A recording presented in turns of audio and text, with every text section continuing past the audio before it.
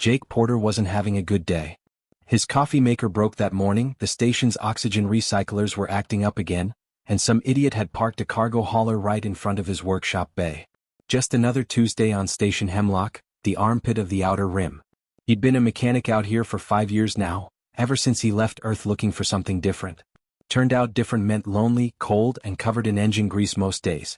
But it paid the bills, and nobody asked too many questions about your past out here. The call came in around noon. Station security needed someone to clear out an abandoned cargo bay in Sector 7. Some shipping company went bankrupt, left their stuff behind, and now it was Jake's problem. They'd pay him in credits and whatever salvage he could carry. Easy money. Sector 7 was a mess. Boxes everywhere, broken equipment, the kind of junk that piled up when corporations cut their losses and ran. Jake picked through it with his scanner looking for anything worth selling. Copper wiring, intact power cells, maybe some tools he could use. That's when he heard it. A soft whimpering sound coming from the back corner. Jake almost ignored it.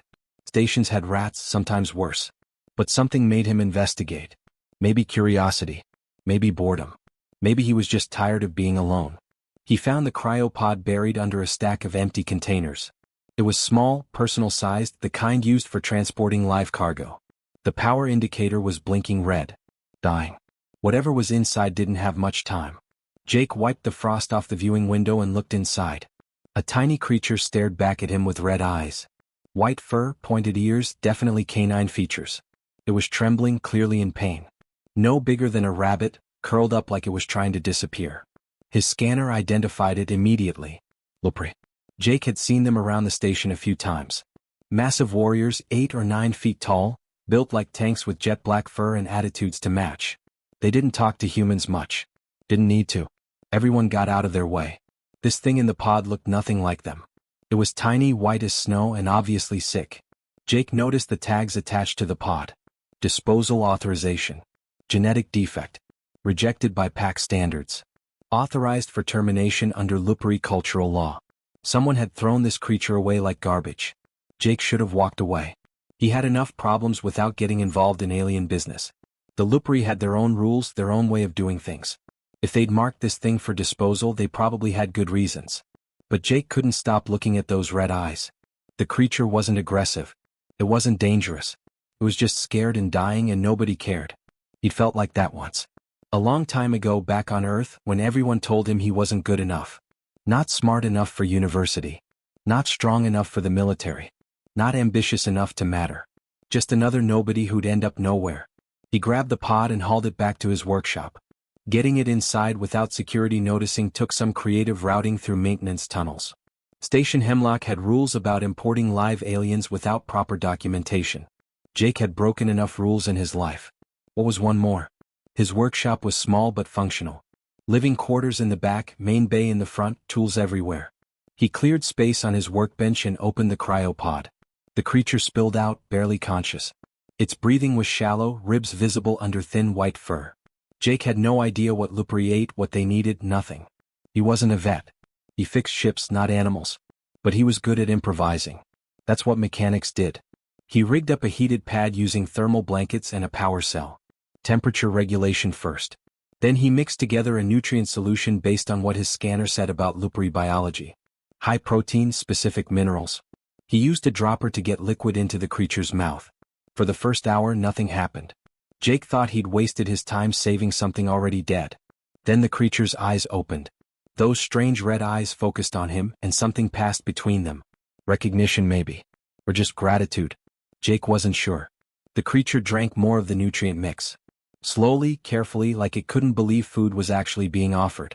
Jake stayed up all night monitoring it. By morning, the creature was breathing easier. By the afternoon, it tried to stand on shaky legs. By evening, it was following Jake around the workshop. The little wolf was curious about everything. It sniffed his tools, watched him work on a broken plasma coil, tilted its head when Jake talked to himself like he always did. Jake laughed for the first time in months. "You're a weird little thing, aren't you?" The creature wagged its tail. Actually wagged it. Jake needed to call it something.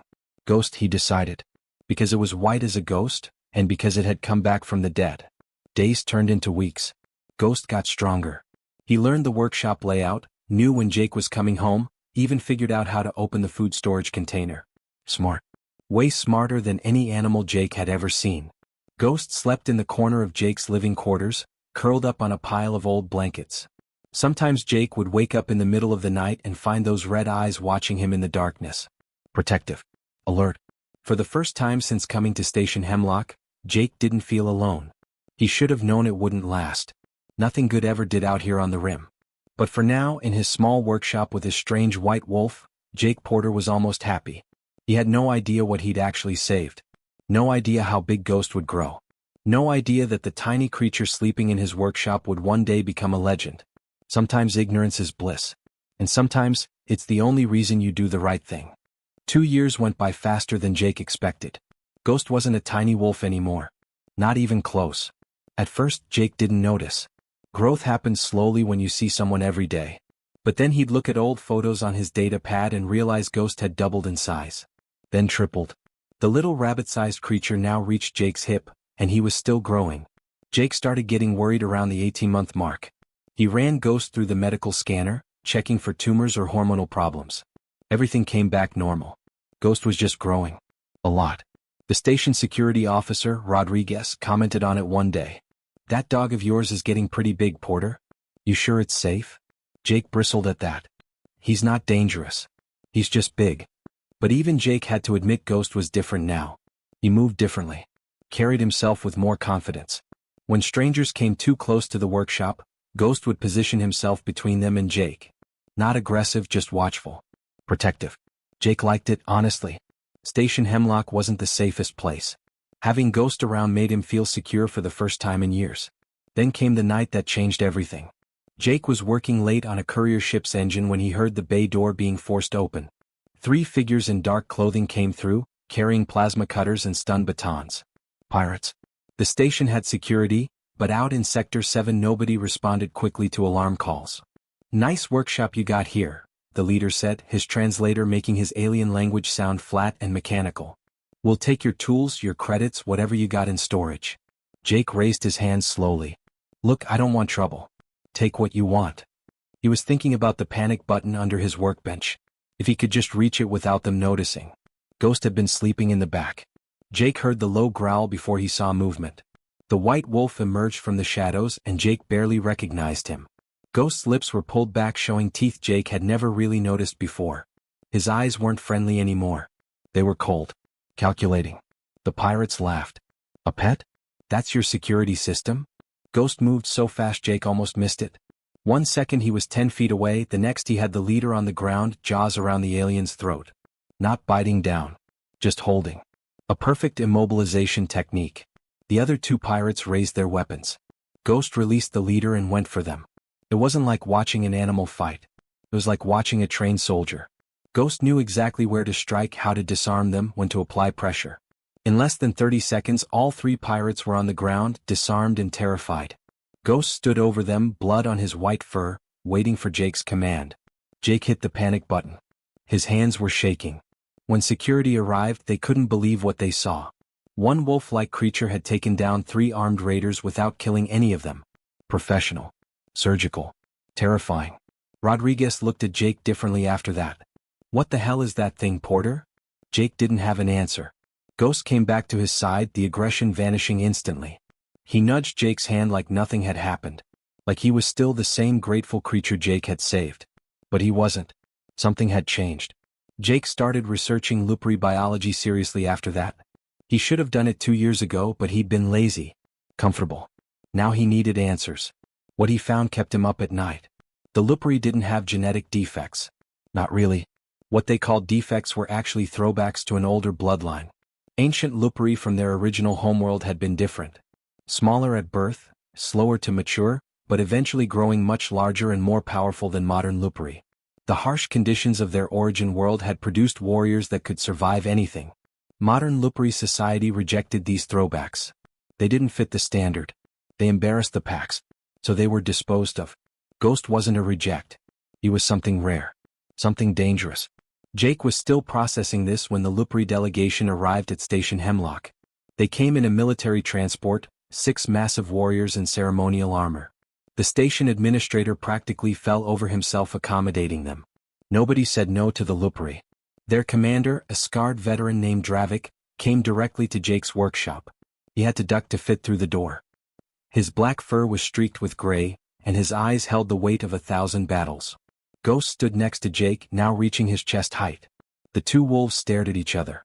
"You have something that belongs to us," Dravik said in perfect English. His voice was deep, commanding. "I have a friend," Jake replied. "That's different." Dravik's eyes narrowed. "That creature is moonborn. Ancient bloodline. We thought they were extinct. He must return to complete the warrior trials. It is our law." "Your law threw him away to die," Jake shot back. "I found him in a disposal pod. You gave up any claim when you did that." The other Lupari warriors growled at Jake's tone. Dravik raised a hand, silencing them. "You do not understand what you have saved, human. The Moonborn are not pets. They are weapons. War incarnate.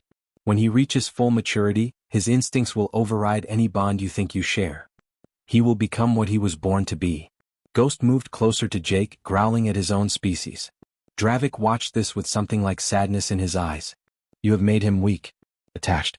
This is not the Lupari way." "Maybe your way is wrong," Jake said. The workshop went silent. "You didn't challenge Lupari culture. Not if you wanted to keep breathing." But Dravik didn't attack. Instead he studied Jake for a long moment. "We will return in 1 year. By then he will be near full size. You will see what I mean. When instinct calls, human friendship will not be enough." The delegation left. Jake stood in his workshop, hand on Ghost's head, trying not to show how scared he was. Ghost looked up at him with those red eyes. Still loyal. Still protective. But Jake had seen what Ghost could do to those pirates. He'd read about the Moonborn bloodline. Dravik was right about one thing. Ghost was still growing. And Jake had no idea what would happen when he reached full size. That night, Jake couldn't sleep. He watched Ghost breathing in the darkness, this creature he'd saved without thinking. This friend who might one day become something else entirely. He'd saved Ghost's life. But he was starting to wonder if he'd just delayed the inevitable. Outside his workshop, Station Hemlock hummed with its usual activity. But Jake felt the future pressing down on him. Change was coming.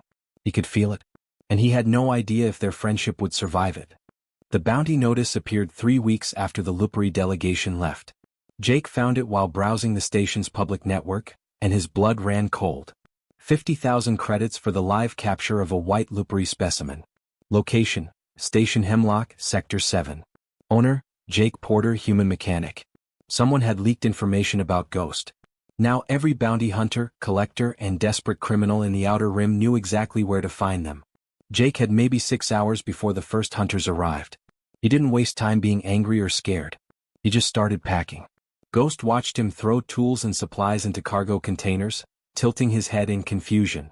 He was bigger now, reaching Jake's shoulder when standing on all fours. Almost 300 pounds of muscle and white fur. "We're leaving, buddy," Jake said, his hands moving frantically. "Should have done this weeks ago." He'd gotten comfortable. Stupid. Comfort got you killed out on the rim. They left Station Hemlock on a cargo transport heading to the frontier markets, Jake hiding Ghost in a modified shipping container with air holes and padding. The transport captain didn't ask questions when Jake paid double the normal fare in cash. For the next 6 months they ran. Jake took mechanic jobs on small stations and mining outposts, places where people minded their own business.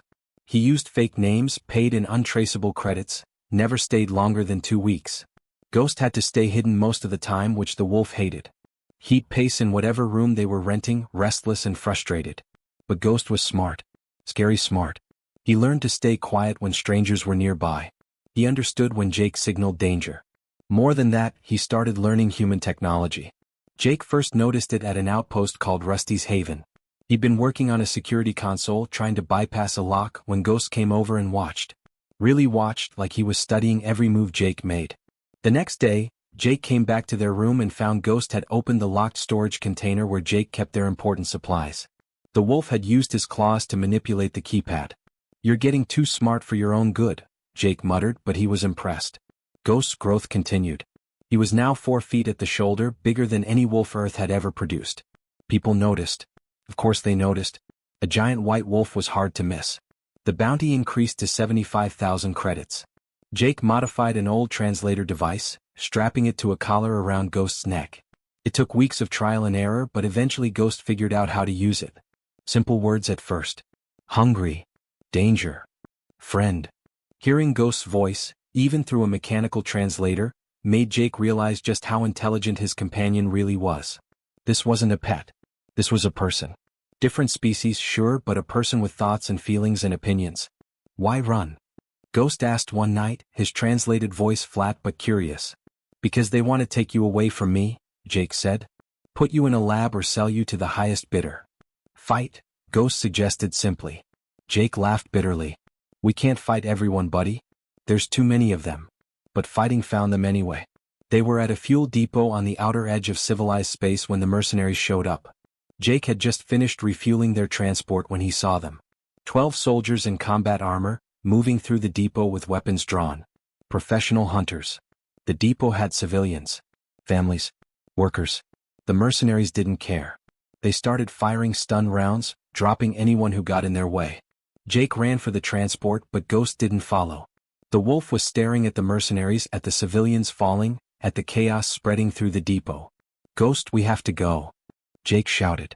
Ghost looked at him with those red eyes. Then he looked back at the civilians. A human child was crying over her stunned mother. The wolf made his decision. Ghost charged into the fight and Jake's heart stopped. This was suicide. 12 trained soldiers against one wolf, no matter how big.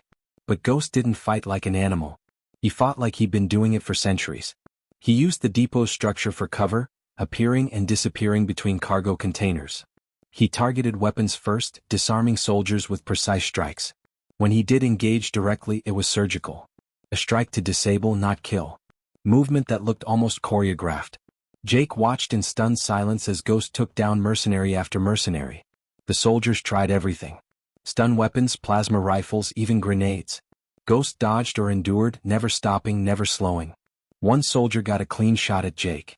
Ghost crossed 30 feet in 2 seconds and took the blast meant for his friend.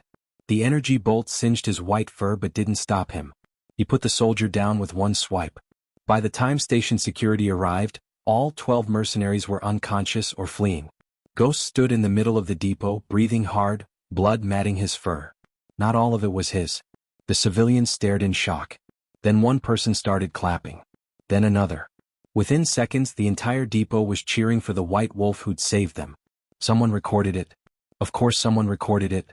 The video went viral across human networks within hours. Giant alien wolf saves humans from mercenaries. It had 50 million views by morning. Jake's face was in the video. Their location was compromised again. But something else happened too. Humans across the outer rim started talking about Jake and Ghost.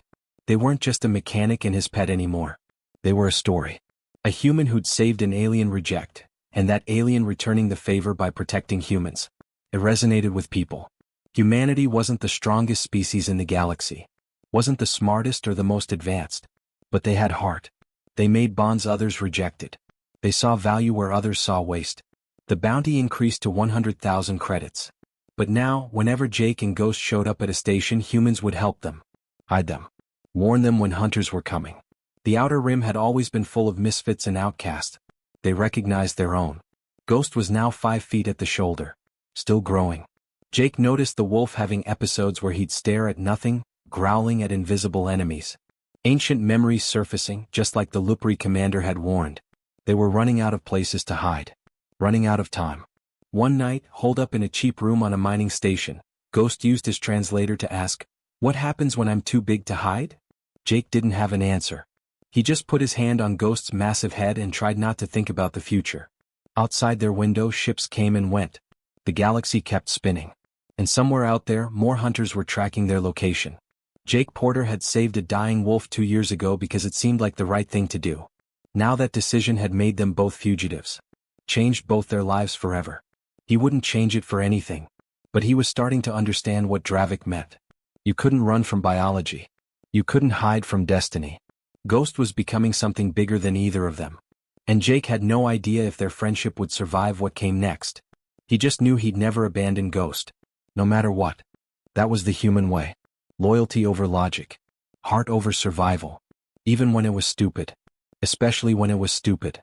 Because sometimes, being human meant being stubborn enough to believe impossible things could work out.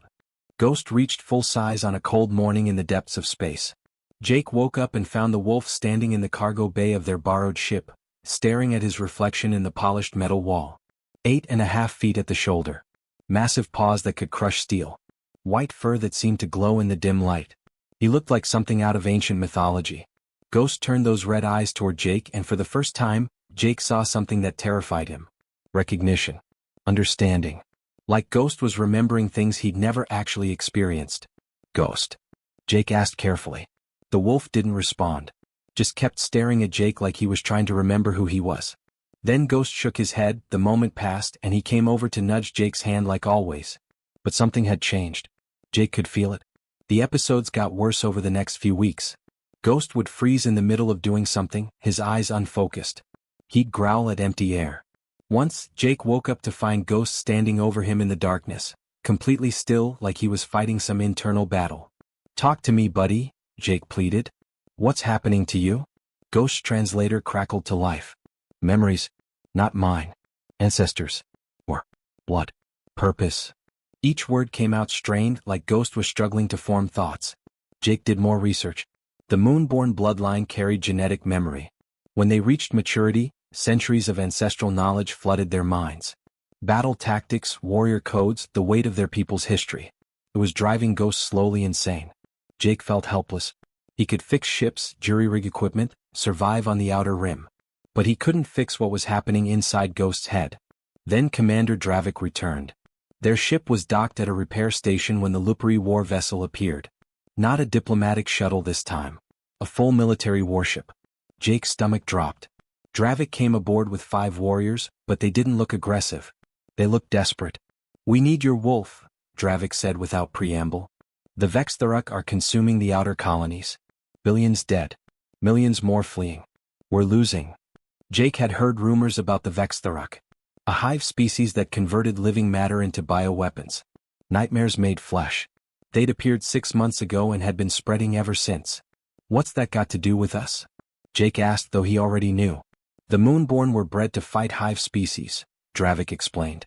"Their genetic memory contains strategies, tactics, weaknesses. Your Ghost is suffering because those memories have no outlet. No purpose. Let him fight. Let him be what he was born to be." Ghost stood between them, massive and silent. He looked at Dravik, then at Jake. "It's your choice," Jake said to Ghost. "Always your choice." Ghost's translator was quiet for a long moment. Then, "People dying. I can help. Want to help." Jake's heart broke a little. Of course Ghost wanted to help. That's who he was. That's who he'd always been. "Then I'm coming too," Jake said firmly. The Lupri warriors actually laughed. One of them, a female named Kara, shook her head. "Human mechanic in a war against the Vextharuk? You'll die in the first engagement." "Probably," Jake agreed. "But I'm not letting him go alone. That's non-negotiable." Dravik studied Jake for a long moment. Then he nodded slowly. "Very well. But you follow our commands. Do not interfere with combat operations." Jake had no intention of following those rules, but he nodded anyway. The war was worse than Jake imagined. The Vextharuk weren't just soldiers. They were a consuming force.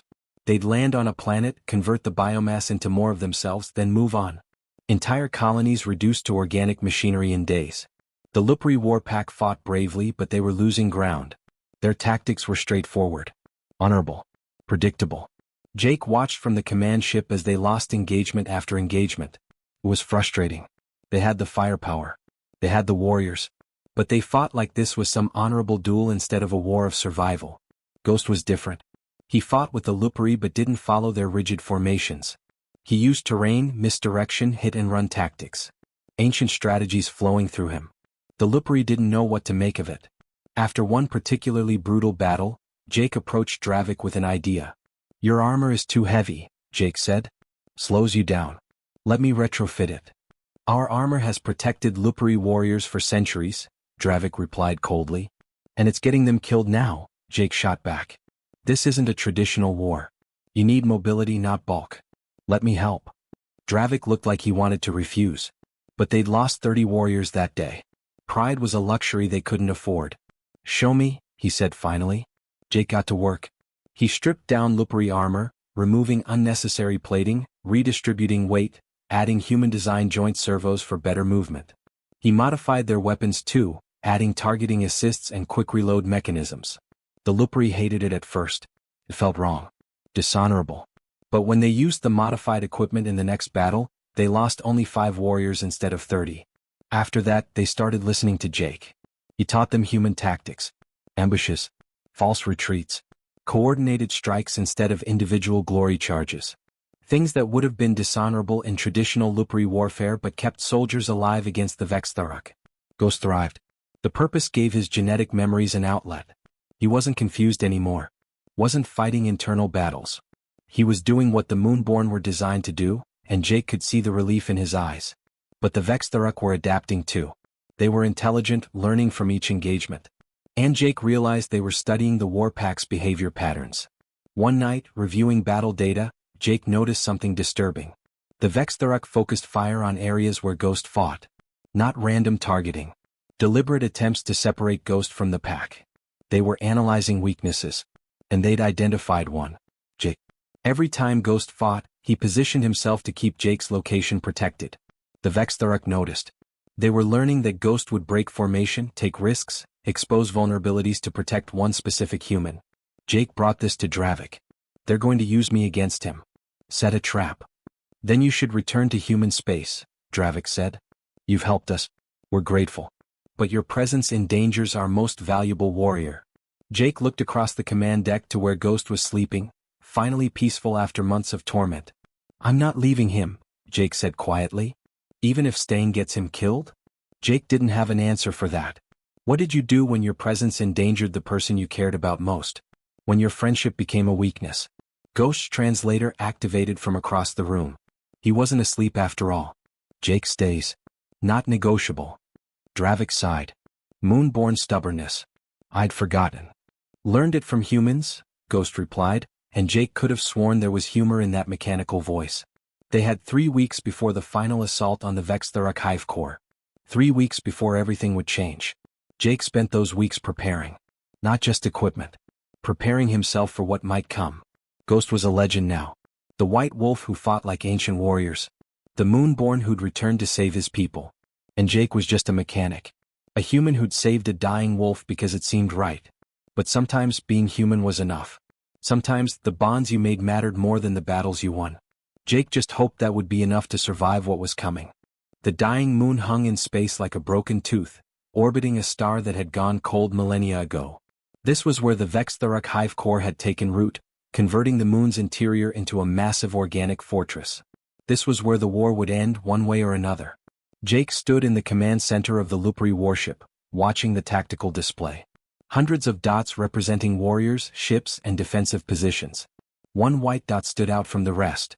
Ghost leading the frontal assault. He'll break through their outer defenses within the hour, Dravik said, his voice carrying grudging respect. Your wolf fights like the ancient ones. I've never seen anything like it. Jake felt pride mixed with fear. Ghost was down there, in the thick of it, and Jake could only watch from orbit. The Lupri had insisted. Humans weren't built for this kind of combat. He'd done his part with tactics and equipment. Now he had to trust Ghost to finish it. That trust lasted exactly 43 minutes. The Vextharuk had been waiting. They'd let the Lupri push deep into the hive structure, then sealed the exits behind them. Classic trap, and Jake had seen it too late. But that wasn't the worst part.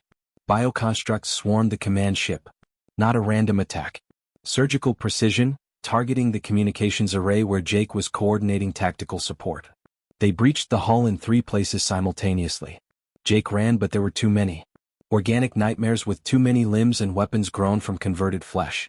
The ship's security tried to stop them, but these things were designed for one purpose. They grabbed Jake and dragged him toward their breach point. He fought, but it was like fighting machinery. They didn't feel pain. Didn't get tired. Just executed their programming. The last thing Jake saw before they pulled him into their transport vessel was the tactical display. Ghost's white dot had stopped moving. He knew. Somehow, even kilometers away inside the hive, Ghost knew Jake had been taken. Jake woke up in a cell that looked like it had been grown rather than built. Organic walls pulsing with bioluminescence. The air smelled like rot and chemicals. A voice filled his head. Not sound. Something else. Direct neural communication. The White One. Moonborn. You are its weakness. The Hive Queen. Jake had read about Vextharuk intelligence. Each hive had a central consciousness that coordinated millions of bioconstructs. This one had been studying them. Learning. It will come for you. It will sacrifice tactical advantage. And we will destroy it. Jake's blood ran cold. The trap wasn't just capturing him. It was using him as bait. Ghost would come. Of course he would. And the Hive Queen would be ready. He had to escape. Had to warn Ghost somehow. But the cell was sealed, and Jake had no weapons, no tools, nothing but his mechanic's jumpsuit and his brain. He looked around the cell more carefully. The walls pulsed with energy. Organic, yes, but energy still followed rules. Circuits could be disrupted. Systems could be overloaded. Jake started examining the bioluminescent nodes. They were part of the Hive's nervous system. Sensors and power conduits combined. And they were poorly shielded because the Vextharuk never expected anyone to understand organic technology well enough to sabotage it. They hadn't counted on human ingenuity. On a mechanic who'd spent 5 years jury-rigging alien tech. Jake used a piece of metal from his belt buckle to short-circuit 2 nodes together. The feedback made the wall spasm.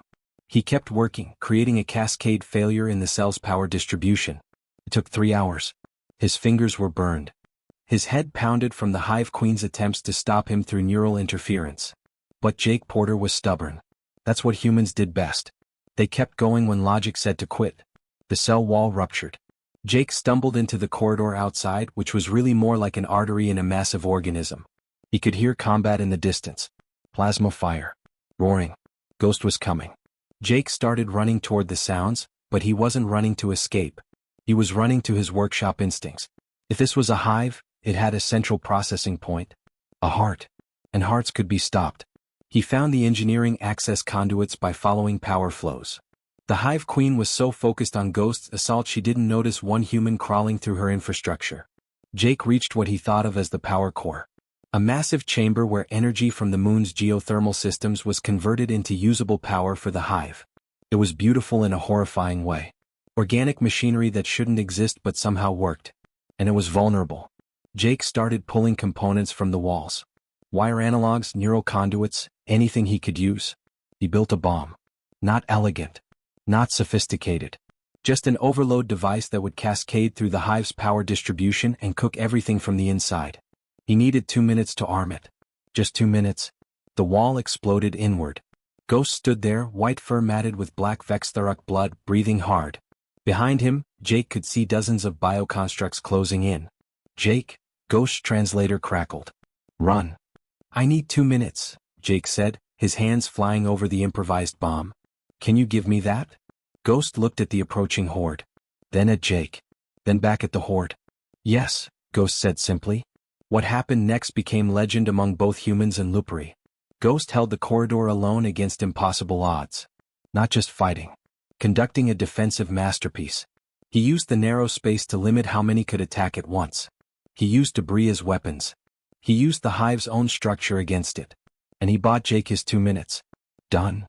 Jake shouted. We've got 30 seconds. They ran. Ghost grabbed Jake in his massive jaws, gentle despite the urgency, and carried him like a pup. Behind them, the bomb detonated. The cascade was beautiful and terrible. Energy feedback tore through the hive's nervous system.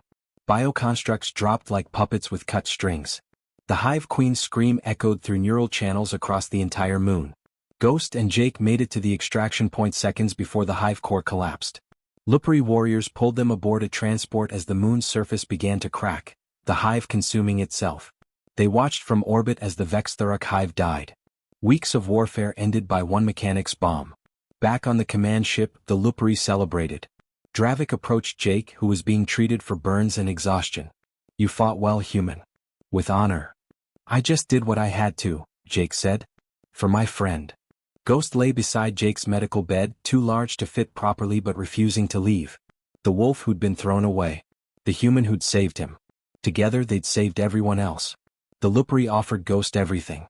Command of warrior packs. Territory. The highest honors their culture could bestow. Ghost turned it all down. Home, was all Ghost said through his translator, looking at Jake. They returned to Station Hemlock 3 weeks later. The bounties had been cleared. Jake and Ghost were heroes now. The station administrator offered Jake a better workshop, better pay, official recognition. Jake took the same old workshop in Sector 7. Some things didn't need to change. Ghost barely fit through the door anymore. He had to duck his head, squeeze his massive frame through spaces meant for beings half his size. But he did it anyway, settling into his corner like he'd never left. Jake went back to fixing ships.